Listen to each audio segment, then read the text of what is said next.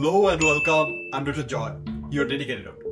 আজকে আমরা কথা বলবো ছোট থেকে বড় সবারই জীবনে কোনো না কোনো সময় যে রোগটা অবশ্যই দেখা দিয়েছে, সেই চোখ ওঠা বা পিঙ্ক আই রোগ। এই রোগটা নিয়ে অনেকেরই অনেক কিছু জানার আছে, যেমন রোগটা কিভাবে ছড়ায়। আমার হলে আমি জাস্ট অন্য কারোর চোখের দিকে তাকালেই তারও কি চোখ উঠতে পারে? বাসায় থেকে কিভাবে এর চিকিৎসা করতে পারো, কোন লক্ষণটা দেখা দিলে ডাক্তারের সাথে যোগাযোগ করুন, এরকম আপনাদের সব প্রশ্নের উত্তর আজকের এই ভিডিওতে দেওয়ার চেষ্টা করব। তো ভিডিওটি সম্পূর্ণ দেখো, আশা করি চোখ ওঠা সম্পর্কে আপনাদের মনে আর কোনো ধরনের প্রশ্ন থাকবে না। তো চলো শুরু করা যাক। চোখের কোনো সমস্যা হলে আমরা ভাবি এটা একটা সামান্য সমস্যা, কিছুক্ষণ পরে ঠিক হয়ে যাবে।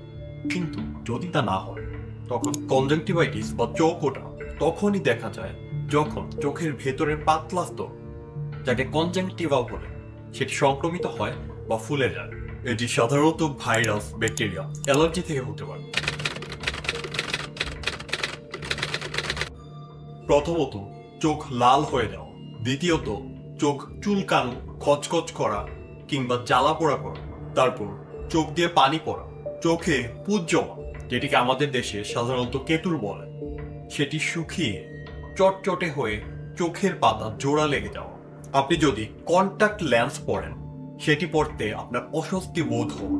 এখন এই লক্ষণগুলোর মধ্যে প্রথম তিনটি লক্ষণের মধ্যে যে কোনো একটি আপনার দেখা দিলে আপনি মনে করবেন আপনার চোখ ওঠার মূল কারণ হলো ভাইরাস বা অ্যালার্জি। সেক্ষেত্রে আপনি বাসায় থেকেই চিকিৎসা নিতে পারবেন। তো এক্ষেত্রে নিচের নিয়মগুলো আপনি মেনে চলুন। চোখে ঠান্ডা পানির সেক দিন, কোনো কারণ ছাড়া অযথা চোখ ডলবেন না বা চোখে হাত দিবেন। তারপরেও যদি কোনো কারণবশত চোখে হাত দিতেই হয়, সেক্ষেত্রে চোখ পরিষ্কার করার সাথে সাথে আপনার হাত ভালো করে সাবান দিয়ে ধুয়ে নেবেন। সাথে আরেকটি ড্রপ ব্যবহার করতে পারেন, যেটি আপনার চোখের খচখচে ভাবটাকে কমাতে সাহায্য করে। ড্রপটি হলো আর্টিফিশিয়াল টিয়ার। এটি ফার্মেসিতে সাধারণত একুয়া ফ্রেশ, টিয়ার ফ্রেশ, লুপ জেল ইত্যাদি নামে পাওয়া যায়। আর চোখে চুলকানি থাকলে তার জন্য প্রতিদিন রাত্রে একটা সিট্রিজিন ট্যাবলেট খেতে পারেন। এই ট্যাবলেটটা খেলে আপনার ঘুম সাধারণত একটু বাড়তে পারে। তো আপনি যদি কোনো ধরনের পরিবহন চালান, সেক্ষেত্রে এই ট্যাবলেটটা আপনি অ্যাভয়েড করবেন এবং আপনার ডাক্তারের সাথে কথা বলে এর অল্টারনেটিভ ওষুধ দিবেন। আর এক্ষেত্রে আপনাকে অবশ্যই ধুলাবালি এড়িয়ে চলতে হবে, অথবা যেই জিনিসগুলোর কারণে আপনার চোখের সমস্যা আরো বেড়ে যায় সেগুলোকে এড়িয়ে চলতে হবে। আর আপনি কন্টাক্ট লেন্স ব্যবহার করলে রোগটি সেরে যাওয়ার আগ পর্যন্ত সেটি ব্যবহার করা থেকে বিরত থাকবেন। এখন চোখ লাল হওয়ার সাথে সাথে আপনার চোখ দিয়ে যদি পুঁজ পড়ে বা কেতুর জমে, সেক্ষেত্রে আপনি আপনার ডাক্তারের সাথে পরামর্শ করে উপযুক্ত অ্যান্টিবায়োটিক নেবেন। আর এই নিয়মগুলো মেনে চললে আর সময় মতো ড্রপ ব্যবহার করলে 7 থেকে 10 দিনের ভেতরই ব্যাকটেরিয়া বা ভাইরাস জনিত চোখ ওঠা ভালো হয়ে যায়। আর এই চোখ ওঠা যেহেতু একটি মারাত্মক ছোঁয়াচে রোগ, তাই এটি পরিবারের একজনের হলে সবার মধ্যে ছড়িয়ে যাওয়ার সম্ভাবনা থাকে। তো এটি এড়ানোর জন্য আপনাকে অবশ্যই এই নিয়মগুলো মেনে চলতে হবে। চোখ পরিষ্কার করার সময় অবশ্যই টিস্যু ব্যবহার করবেন এবং সেটি ব্যবহারের পর একটি ঢাকনাযুক্ত বিনে ফেলে দিবেন। তারপর সাবান দিয়ে ভালো করে হাত ধুয়ে নেবেন। আর আপনার জামা কাপড়, বালিশের কভার, তোয়ালে এগুলো কারোর সাথে শেয়ার করবেন।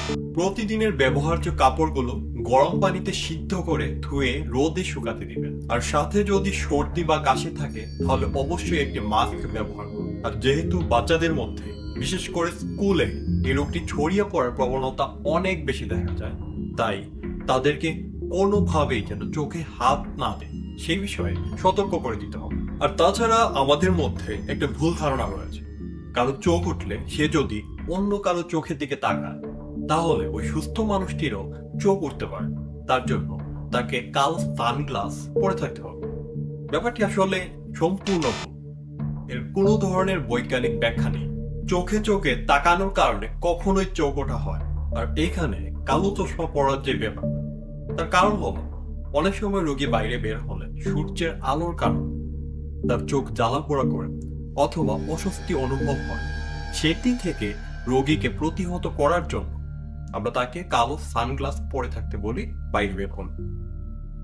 তো এইটার সাথে চোখে চোখে তাকালে চোখ উঠতে পারে, ওইটা নিয়ে কোনো ধরনের বিভ্রান্তি ছড়ানোর কারণে। যদি এই সম্বন্ধে আপনার আরো কিছু জানার বা জিজ্ঞাসা থাকে তাহলে আপনি আমাকে কমেন্টের মাধ্যমে জানাতে পারেন। তাছাড়া পরবর্তী ভিডিওতে আপনি কি সম্পর্কে জানতে চান সেটাও কমেন্টের মাধ্যমে জানাবেন।